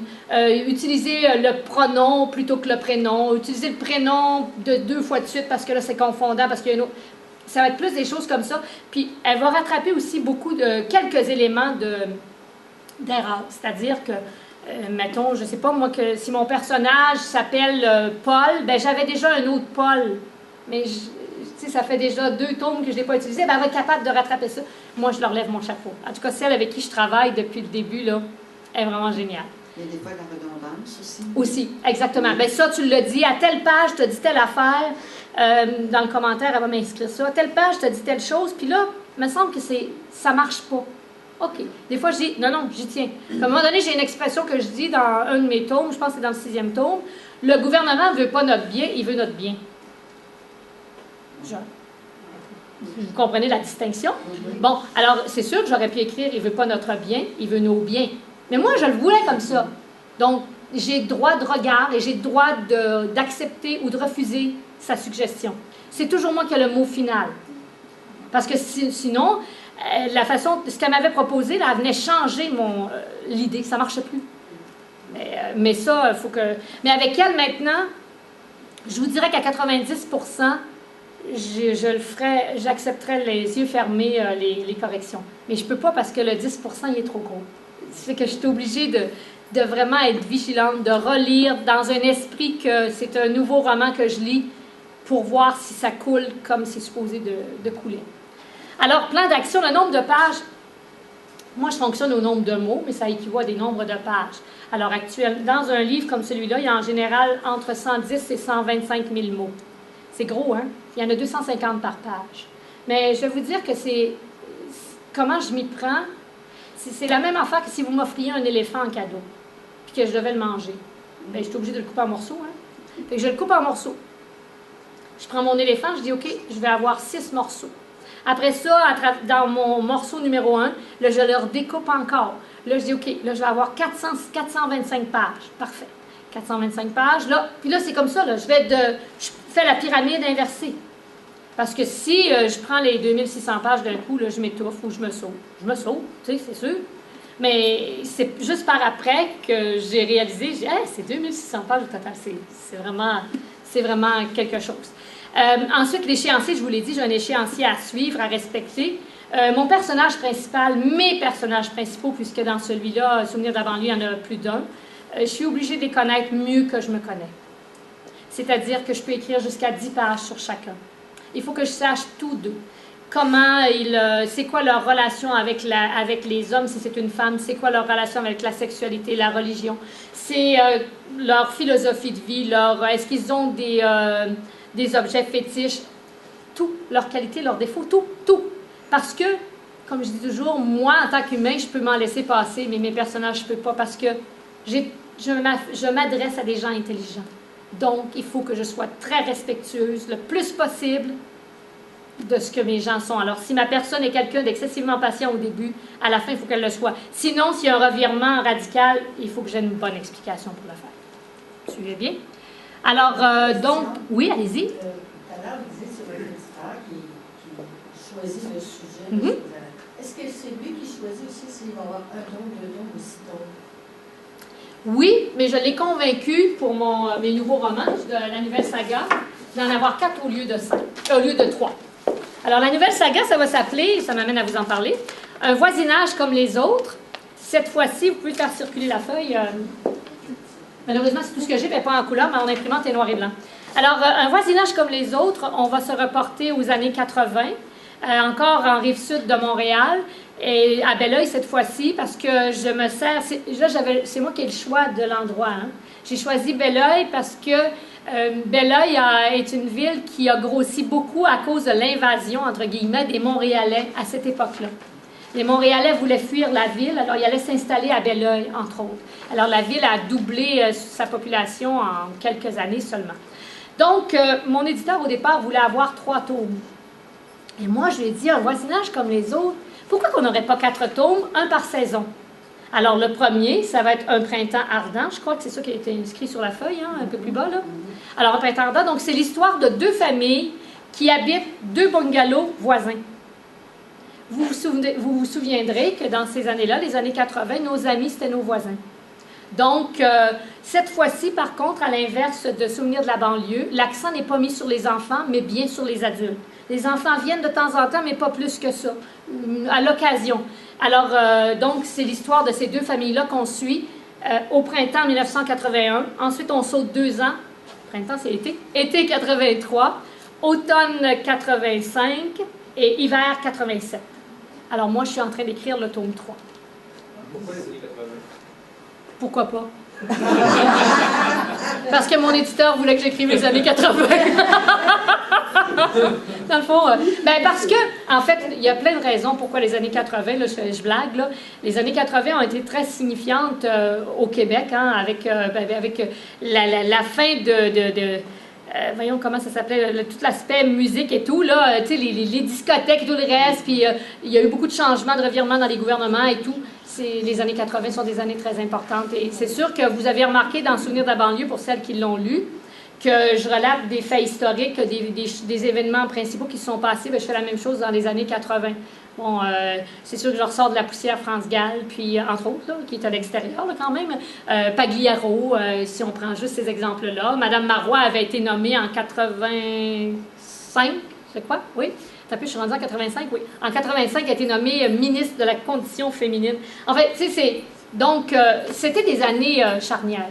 Lise Payette était très, très visible à cette époque-là aussi.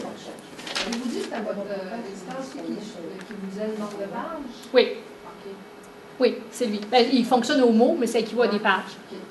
Oui. Et je vous ai dit que j'étais issue du monde des affaires. La feuille, est-ce qu'elle a circulé des deux côtés? Ah, mais prenez le temps. Non, mais prenez le temps, pas de problème.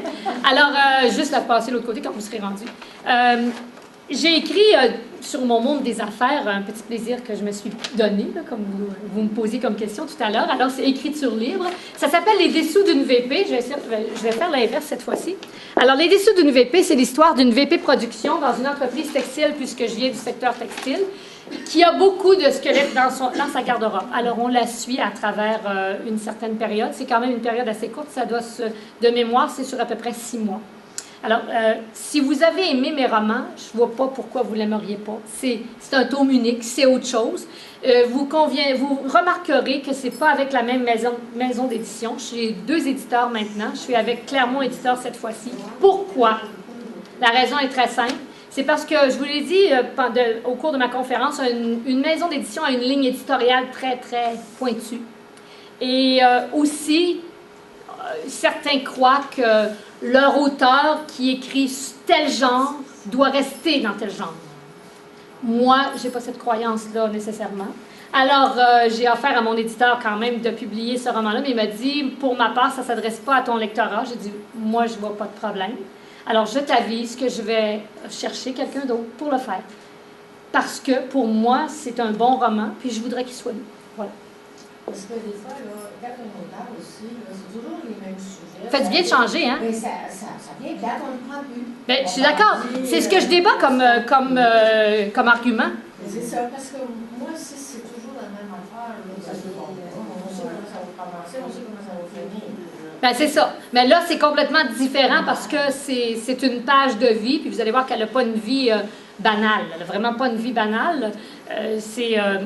D'ailleurs, vous me demandiez en termes d'inspiration, la plus grande inspiration d'un auteur, c'est la vie quotidienne, hein? C'est la vie, c'est les gens, c'est la société.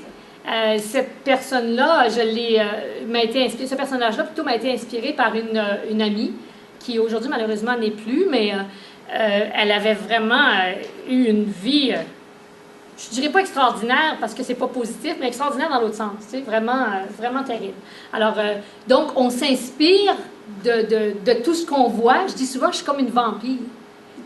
Tout ce que vous me dites, vous pouvez le retrouver dans mon livre, mais vous ne retrouverez rien comme tel. Mais vous allez trouver des mots parce que, je vous l'ai dit d'entrée de jeu, je pars avec un élément, puis j'en fais une grosse affaire. Ou je pars avec quelque chose de gros, puis je vais mettre un petit grain de sable dans mon livre. Voyez? Les compétences utilisées pour écrire, ce sont les mêmes que pour n'importe laquelle profession, selon moi. Le travail, la rigueur, la discipline, la structure et la créativité. Mettez-les dans l'ordre que vous voulez, on s'en fout. C'est toujours ça. C'est ce qui va distinguer un bon architecte d'un moins bon. C'est ce qui va distinguer un bon médecin d'un moins bon. C'est partout. C'est partout.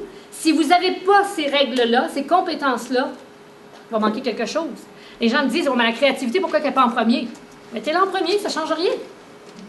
Si vous n'avez pas tout ça, vous n'avez pas ce qu'il faut pour vous démarquer, je dirais. Bon, je vais accélérer un petit peu. Les recherches historiques, je vous en ai parlé. Je vous ai dit que là, on va sauter quelques diapositives parce qu'on les a couvertes. Alors, évidemment, quand on parle de faits historiques, ils sont respectés. Le plus possible. Je dis le plus possible, puis c'est pas vrai, c'est tout le temps. Ils sont respectés. Parce que, en l'occurrence, quand j'ai écrit Madeleine de Verchères ou La Noble sur l'île déserte, je suis allée donner une conférence à Saint-Hyacinthe. Saint-Hyacinthe, il y a un club de gens qui s'intéressent à l'histoire. Puis il y a des historiens là-dedans. Puis là, ils sont 40 dans la salle quand tu donnes ta conférence. Puis là, ils passent leur temps à lever leurs mains et dire « Oui, mais pourquoi vous avez fait ce choix-là? Oui, mais pourquoi? » Elle était mieux d'être ferrée, hein, parce que c'est long, 1h30. Alors, quand je vous dis qu'on est rigoureux, il faut l'être. Parce que, puis par respect pour vous, dans un premier temps. Bon, alors, la seigneurie, je vais passer outre.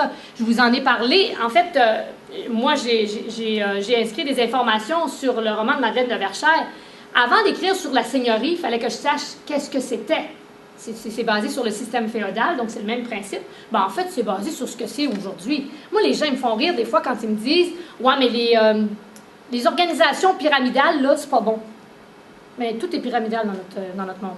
Le gouvernement, y a-t-il plus pyramidal que ça? Il y en a un ici, il y a le premier ministre, après ça, il y a les ministres, on descend de main. C'était la même affaire. Le système féodal, c'était comme ça aussi.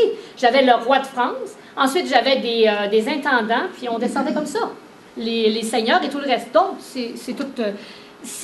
toutes ces choses-là ont été vérifiées et respectées. Le mode de vie, avant d'écrire sur un sujet, il faut que je sache comment on vivait à cette époque-là. Puis qu'est-ce qu'on utilisait comme objet et tout le reste. Puis comment on le nommait aussi. Ça va aussi loin que ça. Alors, je vais les passer aussi parce qu'on va rentrer trop dans les détails. Saviez-vous qu'il y avait eu de l'esclavage au Québec? Oui. C'est triste, hein? On en a eu pas mal. Jusqu'à 4000 au total, dont des Noirs, parce que les Français avaient des colonies africaines. D'ailleurs, en Nouvelle-France, au Québec, on buvait du rhum allègrement. Hein? Bon, ça m'a surprise quand j'ai vu ça, parce que à cause des colonies... Jusqu'à oui. quelle date? Qu'on a eu des esclaves? Je pense que je l'ai sur ma diape, mais sinon, je ne pourrais pas vous répondre. Non, la permission a été obtenue du roi Louis XIV en 1689 d'en avoir. Ah, bon. Mais je ne peux pas vous dire la date de fin. Puis un esclave, c'était comme une chaise, c'était un bien meuble. Tu en faisais ce que tu voulais. Tu pouvais même y faire des enfants, le noyer après, c'était pas grave. Le langage. Dans le souvenir de la banlieue, je ne peux pas faire dire à mes deux jumeaux qui sont tannants, t'es donc ben con. Ça n'existe pas, ce mot-là. J'étais obligée de voir dans le langage, dans mes recherches, qu'est-ce qu'on disait. Je ne peux pas leur faire manger, exemple, des croquettes de poulet pour lunch, là. Mais non, il n'y en a pas. Ils mangeaient des sandwichs de Paris pâté avec de la moutarde orange. Voyez-vous, tout ça, ils buvaient du tang avec ça en plus. C'était un beau mélange, hein? Ben, moi aussi, j'en ai bu de tout ça, je trouvais ça bon, même. Mais aujourd'hui, je pense qu'on n'en boirait plus. Alors, les sources d'inspiration, je vous en ai parlé. La vie, c'est sûr, les gens, puis les livres. Alors, moi, dès que je ne suis pas en période d'écriture, parce que j'ai écrit un livre, je prends quelques semaines de congé. J'écris un livre, je prends quelques semaines de congé, donc ça me permet, ou je voyage, parce que ça me permet d'ouvrir mes horizons puis de voir autre chose. Puis aussi de vider mon esprit, parce que c'est quand même captivant à écrire. Parce que je ne suis jamais toute seule pendant tout le temps que j'écris, n'oubliez pas ça, là. La subjectivité, en fait, ce que je vous ai mentionné d'entrée de jeu, c'est qu'on peut être 10 personnes à lire le même livre, puis personne ne va avoir le même avis sur le livre. Il y en a une qui va l'adorer, l'autre va dire, ben non, c'est vraiment mauvais. Mais pourquoi? Parce qu'il ne vient pas nous chercher, il ne vient pas nous rejoindre. C'est pas, ben, il y en a des mauvais livres quand même, là, mais ce n'est pas la majorité. On a d'excellents auteurs, entre autres au Québec.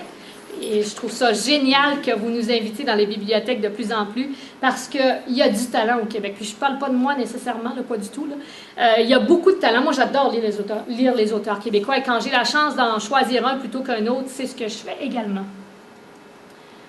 Le syndrome de la page blanche, je vous en ai parlé. Ah, les 5 W, si un jour vous voulez écrire, il faut vous poser 5 questions. C'est la même chose que si vous vouliez vous construire une maison. Qui veut construire la maison? Comment il veut la construire?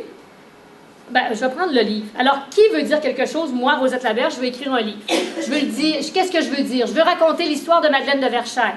Je veux le dire à qui? Au plus grand nombre de lecteurs possible. Donc là, il faut que j'ai un langage qui soit accessible. Comment je veux le faire? Par un livre. Puis pourquoi je veux le faire? Pour distraire, pour informer, pour éduquer. Alors, quand vous répondez à ces 5 questions-là, pour quelque projet que ce soit, ça, c'est les bases de la communication, bien, vous êtes capable de savoir où vous en allez. Sinon, vous allez vous en aller n'importe où. Tu sais, moi, j'ai un ami qui, ça fait 30 ans qu'il dit qu'il va écrire un livre. Il n'est toujours pas écrit. Il n'a jamais mis de date. Mettez une date. Quand est-ce qu'elle va être finie, votre maison? Sinon, elle ne sera jamais finie. Ou vous allez continuer à rêver. Je donnais des cours au cégep, je vous l'ai dit, à des gens qui revenaient, faisaient un retour au travail. Puis là, je leur disais, à un moment donné, pour détendre l'atmosphère, parce que c'est des cours en informatique, mais les gens, il y avait même de la misère, certains, à ouvrir le poste. C'était vraiment difficile pour plusieurs. Alors là, il fallait que je les distrais de temps en temps. Je leur ai demandé, à un moment donné, c'est quoi votre rêve? Avez-vous un rêve? Il y en a une qui me dit, oui, je vais aller dans le sud. Qu'est-ce que tu as fait pour que ton rêve se réalise? Ben là, rien. Je peux pas, je n'ai pas les moyens. J'ai dit, tu fumes? Oui, je fume. Pourquoi tu ne mettrais pas l'équivalent d'un paquet de cigarettes par semaine? Commence par quelque chose, mets une pièce. Mais si tu le mets, tu ne fais jamais un geste. Si tu ne poses jamais un geste pour commencer, pour enclencher ton processus, tu n'iras jamais. Elle m'a dit, ouais. Ben oui. L'utilité des dialogues, je ne sais pas si c'est allé, je ne l'ai pas vu. Je vous en ai parlé tout à l'heure. Il faut toujours s'interroger. Est-ce que cette ligne-là ajoute ou fait rien? Ça fait rien, enlevez-moi ça. On n'écrit pas des mots pour écrire des mots. On écrit des mots signifiants. Moi, ça m'énerve quand je lis un livre. Dites-moi ça que je le fasse plus. Ouais, c'est quand les fleurs sur la tapisserie, puis un rose avec des fleurs après, sur le couvre-lit. Oh, ça m'énerve. Moi, j'ai saute toutes. J'ai saute toutes, puis je suis pas capable de lire le livre après. Ben, merci de me le dire, de me faire penser, parce que si vous aimez les détails, lisez-moi pas. C'est pas compliqué. Je suis pas une fille de détails. Vous m'écoutez parler, là? Ben, j'écris comme je parle. J'écris vite. Fait que la craque sur le mur pendant 2 pages, là, vous ne trouverez pas ça dans mon livre. Non, regarde. D'ailleurs, sans nommer l'auteur, un jour, il y a quelques années, j'ai lu... C'est celle-là que vous vouliez, vous, hein? Non. Non, c'est l'autre, OK. Alors, un jour, j'ai lu une saga de 3 épaisseurs comme ça, et il y avait énormément de descriptions. Et j'ai sauté tout. J'étais tout le temps perdue. Je passais mon temps à appeler ma mère, parce que ma mère, elle saute rien.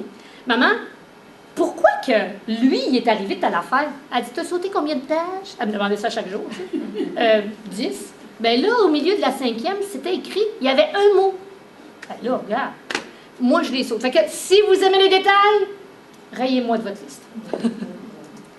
Le choix du vocabulaire, je vous en ai parlé.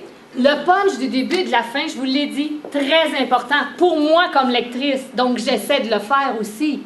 Celles qui ont lu Souvenirs de la banlieue, tome 1, c'est-tu lui? Oui? Comment ça commence? Non, c'est pas lui. Je vais vous donner un punch d'abord.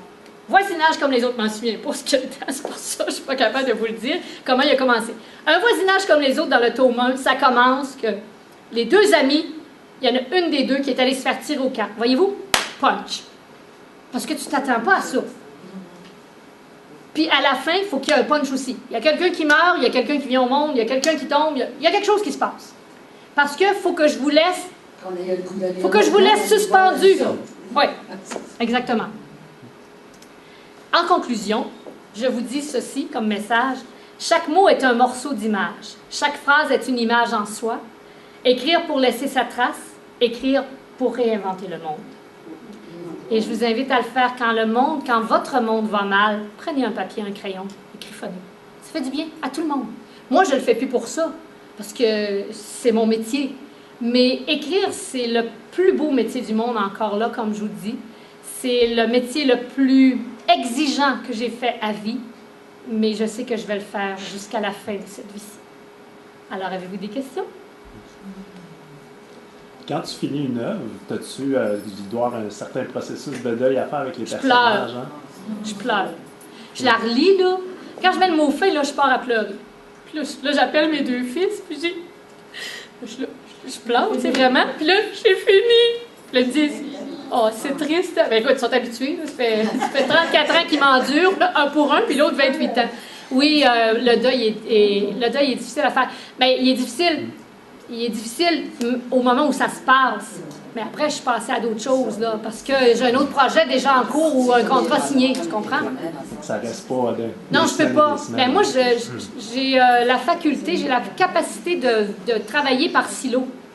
Alors, ça veut dire que quand je suis dans mon silo d'écriture puis que je finis un roman, je suis triste à l'os. Mais quand je passe à côté pour aller faire mon souper, je suis dans d'autres choses. Comprends-tu? C'est pour ça que je ne suis pas capable de vous parler des tomes derrière, parce que pour moi, ils ne sont plus dans mon... Il faudrait que, si je donne une conférence expressément sur Souvenirs de la banlieue, là, je vais revoir tous mes résumés pour me remettre dedans, parce que sinon, je ne suis plus là, je suis ailleurs. Oui, madame? Vous disiez, vous avez peut-être un autre contrat signé. Ça veut dire que quand votre éditeur vous signez un contrat à chaque fois que vous avez une nouvelle série ou un nouveau livre? Pour Souvenirs de la banlieue, j'ai signé un contrat pour 6. Pour Un voisinage comme les autres, un contrat pour 6. Tout à fait. Oui, puis là, j'accepte. Oui. 4. Un voisinage comme les autres, 4 tomes qui vont sortir le 19 février en librairie, chez Costco, chez Walmart, chez Pharmaprix, partout. Ça, c'est un pur plaisir d'être chez Costco, hein? Je vous le dis, là. C'est parce qu'ils ont... C'est-à-dire qu'ils ont la mèche courte. Dans le sens que tous les auteurs veulent être là, malgré tout ce qu'on dit sur le prix unique du livre et tout ça. Là. Personne n'est contre la vertu, mais bon, on veut vendre des livres. Hein, qu'est-ce que vous voulez, c'est la vie. Mais eux, là, après une semaine, s'ils n'ont pas vendu le nombre qu'ils étaient supposés vendre, on passe à un autre appel. Ah non, c'est vraiment comme ça. Oui, je signe des contrats à chaque fois. D'ailleurs, il y aura à l'automne, je crois que c'est à l'automne, un livre unique qui va être lancé, mais il n'est pas écrit encore, là, fait que je ne pourrai pas vous en parler longtemps. Ça va être du genre Monique Lapierre, retraitée. Donc, c'est le portrait d'une retraitée d'aujourd'hui. Et il y en aura peut-être d'autres si ça fonctionne bien. J'ai plein d'idées. Mais c'est ça. Donc, j'ai un contrat pour elle, un contrat seul, unique. J'ai un contrat pour chaque chose. Et là, mes dates sont inscrites. J'ai un grand calendrier sur mon mur devant mon ordinateur où c'est marqué en rose les conférences, là, les livraisons de romans, puis ainsi de suite. Faut que je me suive. Voilà. Alors, écoutez, ça a été un plaisir pour moi.